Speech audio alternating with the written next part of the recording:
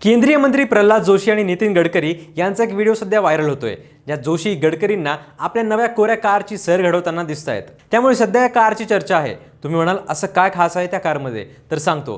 प्रल्हाद जोशी थेट संसदेत घेऊन आलेली ही ब्लू कार काही नॉर्मल पेट्रोल डिझेलची कार नाहीये, तर ती आहे हायड्रोजनवर चालणारी Toyota Mirae car.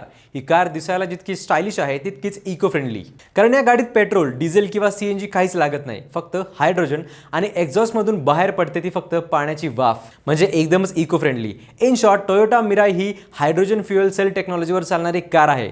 Zero emission, no noise आणि zero pollution. National green hydrogen mission अंतर्गत टोयोटा किर्लोस्कर आणि national institute of solar energy यांनी मिळून ही कार बनवली आहे। यामुळे भारतातल्या रस्त्यांवर यापुढे आता अशा हायड्रोजनवर चालणाऱ्या कार दिसण्याची शक्यता वर्तवली जाते। याच मुद्द्यावर केंद्रीय मंत्री नितीन गडकरींनीही एक भाष्य केलंय। भारतासाठी लागणारं 87% इंधन आज आयात केलं जात आहे आणि यासाठी देशाला दरवर्षी 22 लाख कोटी रुपये खर्च करावे लागतात। हा पैसा परदेशात का पाठवायचा, असा सवाल करत गडकरी म्हणताय, हाच पैसा जर आपल्या शेतकऱ्यांवर, युथ आणि उद्योगांवर खर्च केला तर भारत आत्मनिर्भर बनेल। हायड्रोजन सारखी स्वच्छ ऊर्जा ही प्रदूषण कमी करेल, आयात घटवेल आणि नवे रोजगार निर्माण करेल। पण इथे एक मोठा प्रश्न असा आहे की ही कार पेट्रोल डिझेलचा खर्च वाचवणारी असली, झिरो पोल्युशन देणारी असली तरी हिची किंमत किती आहे? टोयोटा मिराई सध्या कोट्यावधींच्या रेंजमध्ये येते आणि त्यामुळे ही सर्वसामान्य भारतीयांसाठी अजूनही परवडणारी नाही।